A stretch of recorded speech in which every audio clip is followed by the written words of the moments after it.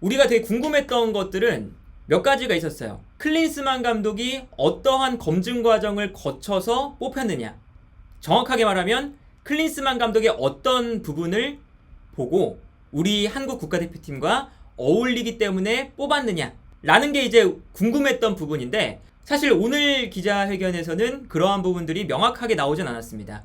오늘 뭐 답변한 걸 보면 검증 과정은 어떻게 됐냐, 특히나 어제 이제 기사에서 전력 강화 위원들과 소통이 안 돼서 클린스만 감독 오피셜 발표하기 30분 전에 클린스만 감독이 확정됐다라는 사실을 전력 강화 위원들에게 알려줬다라는 거잖아요. 그래서 그것 때문에 이제 기자들이 물어봤는데, 뭐 검토하는 과정들이 존재를 했었고, 일단은 이 검토하기 전에 5개의 기준, 뭐 밀러 위원장이 지난번에 이야기를 했었죠. 전문성, 감독의 경험, 동기부여, 팀워크 능력, 뭐 환경적인 요인, 이 5가지 기준을 전력 강화 위원들과 같이 짰다. 그리고 그 기준에 맞는 감독들을 선발을 했고, 거기서 최종적으로 선발된 사람이 클린스만이다 정도까지만 얘기를 했어요. 일단은 정확한 이야기들은 좀 많이 피해간 모습들이 나오죠. 특히나 지금 우리가 의구심을 가지고 있는 부분들, 클린스만 감독이 전술적으로 어떤 부분이 강점이길래 이 감독을 선임했느냐 라는 것을 궁금해했는데, 그러한 부분들을 명확하게 설명하지 않았다는 것이 오늘 인터뷰에서 조금 아쉬웠던 점이 아닐까 일단 싶고요. 여러 가지 이제 뭐 그 답변들을 생각을 해보면, 클린스만 감독이 왜 우리 국가대표팀에 적합한 감독이었냐 라는 질문을 계속했어요. 그런데 지금 밀러 위원장이 답변한 내용은 결국에 이 감독의 가장 큰 장점은 매니지먼트 능력이다 라고 답변을 한 거거든요. 그래서 뭐 계속 설명을 했던 게, 축구가 감독이 선수에게 어디로 패스해라, 세부적인 플레이까지 지정해주진 않는다. 그것보다 중요한 건 선수들의 동기부여를 어떻게 만들고, 어떻게 이 팀을 개성이 강한 선수들을 모아서 한 팀으로 만들 것이냐, 이게 정말 중요하다. 매니지먼트 능력이 중요하다 라는 이야기를 계속했고, 그게 클린스만 감독의 가장 큰 강점이라고 생각한 것 같습니다. 지금 인터뷰를 보면 전술적인 부분들은 크게 말을 안 했거든요.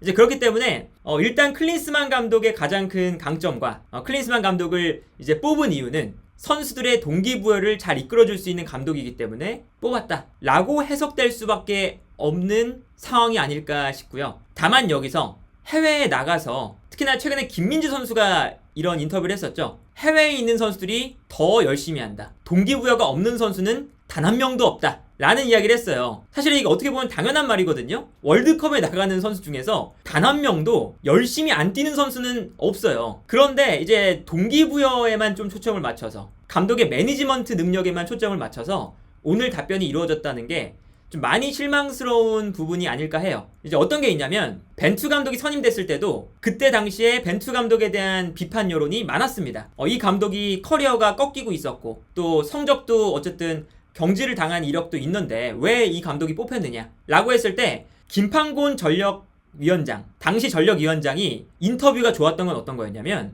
기자회견장에서 우리가 감독을 뽑을 때 이런 감독을 접촉을 했었고, 구체적인 이름을 얘기했죠. 뭐 오소리오 감독이라던가 아기레 감독이라던가 등등, 우리가 이런 감독들을 접촉을 했었는데 이런 감독들이 어떤 사유들 때문에 다 안 됐었다. 뭐 한국에서 일하기 싫어하는 감독도 있었고, 연봉이 안 맞는 감독도 있었고, 외부적인 이슈가 있었던 감독도 있었고 등등, 안 맞는 부분들이 있는 감독들과 접촉을 했다가 다 실패했다. 그래서 벤투 감독이 우리의 1순위는 아니었지만 2순위에 있는 감독들을 또 인터뷰해보니까 그 중에서 벤투가 한국 대표팀에 대한 조사를 잘 해왔더라. 그리고 여기서 결정적으로 벤투 감독의 축구를 쭉 돌려보니까 어떤 얘기까지 했냐면, 포르투갈 시절에는 수비적으로는 괜찮지만 공격적으로 문제가 좀 있는 감독이었다. 그런데 그 다음의 행보를 보니까 공격적인 부분들이 개선이 되는 모습을 보여줬고, 그래서 이 감독을 선택을 했다. 이런 이야기를 해줬어요, 구체적으로. 그런데 이번 이제 뭐 얘기를 보면 계속 이제 뭐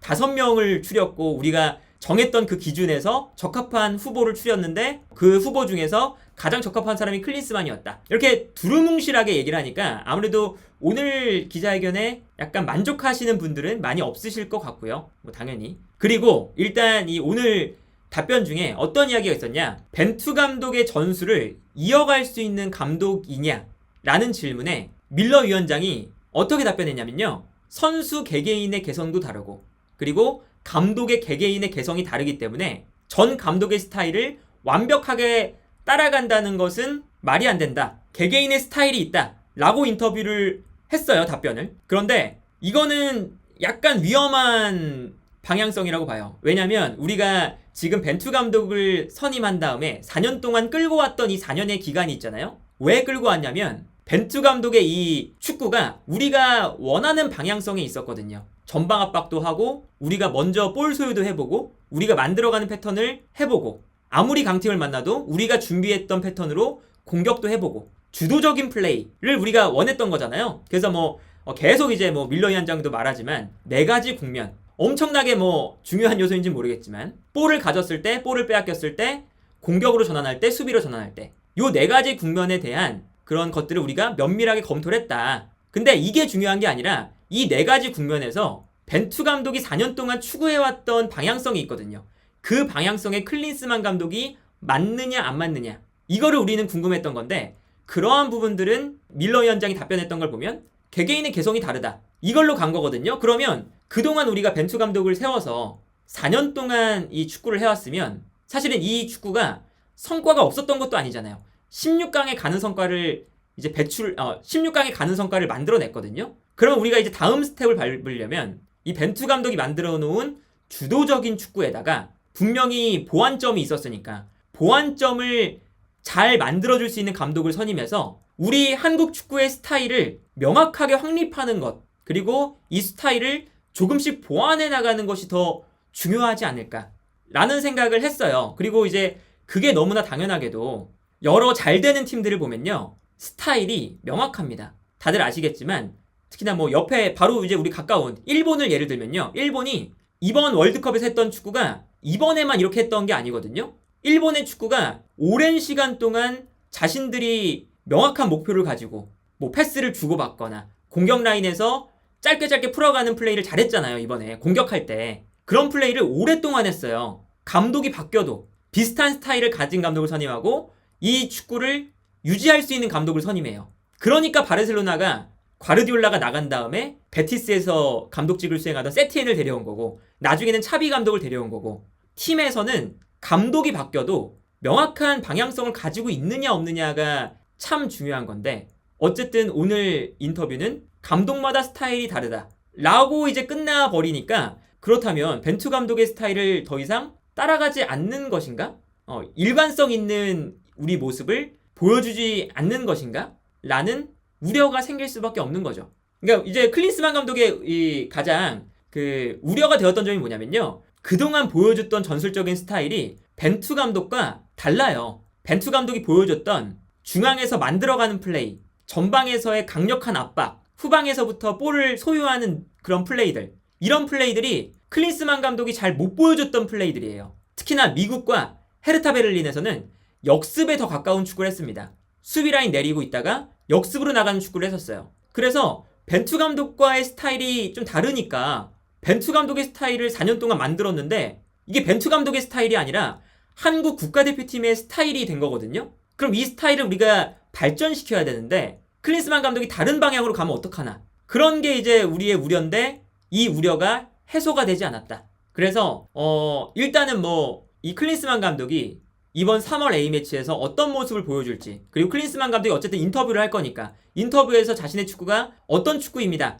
라고 말해줄진 모르겠으나 현재까지 지금 오늘 이제 밀러 위원장이 이야기한 것들은 선택에 대한 신뢰가 크게 가지 않는 인터뷰가 아니었나. 또 중요한 건 뭐냐면 이게 사실은 어쨌든 우리 감독이 클린스만이 됐잖아요. 그러면 클린스만 감독이 자신의 능력을 100% 발휘할 수 있는 환경을 만들어줘야 되거든요. 그러니까 클린스만 감독이 이 감독의 호불호를 떠나서 잘할지 못할지를 떠나서 어쨌든 이 감독이 잘할 수 있는 환경은 만들어줘야 되잖아요. 그런데 오늘 이런 기자회견을 해버리면 명확하지 않은 기자회견이 끝나면 클린스만 감독이 인터뷰할 때 아마 기자분들이 클린스만 감독한테 엄청 압박을 할 겁니다. 어떤 축구를 할 거죠? 너가 이제 전술적인 능력이 부족했던 부분들을 어떻게 메울 거죠? 그때는 왜 그랬죠? 이렇게 부담을 줄 거잖아요. 그러니까 축구협회가 이 감독에게 직접적인 영향이 오기 전에 앞선에서 이런 것들을 막아줘야 되는 역할인 거잖아요.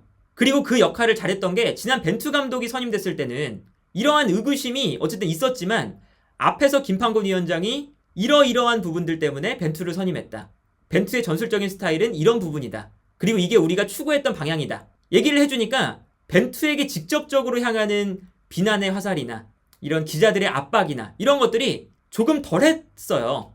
그런데 이제 오늘 인터뷰 자체는 뭐 클린스만 감독의 호불호가 어땠든 클린스만 감독에게 조금 더 부담을 줄 수밖에 없는 인터뷰가 되지 않았나. 이거는 클린스만 감독한테도 좋지 않은 거다 라고 볼 수가 있지 않을까 싶고요. 너무 이제 멘트들이 다 두루뭉술했어서 사실은 알맹이가 없이 끝난 감이 일단 있습니다. 물론 이제 뭐 클린스만 감독이 뭐 매니지먼트가 엄청나게 좋은 감독이고, 그리고 이제 수석 코치로 전술적으로 뛰어난 코치를 앉혀서 수석 코치가 전술을 상당 부분 담당하고 클린스만 감독이 동기부여를 한다. 뭐 이럴 수도 있겠지만, 그러면 사실은 뭐 동기부여 연설가를 하는 게 낫잖아요. 물론 이제 뭐 매니지먼트형 감독들도 있습니다. 우리가 흔히 분류하는 매니지먼트형 감독들도 있는데, 그 매니지먼트형 감독들도 자신만의 축구 철학과 자신만의 전술 스타일은 있고요. 그 전술 스타일 안에서 동기부여를 하고 코치들이 전술적인 부분들을 도와주는 거지,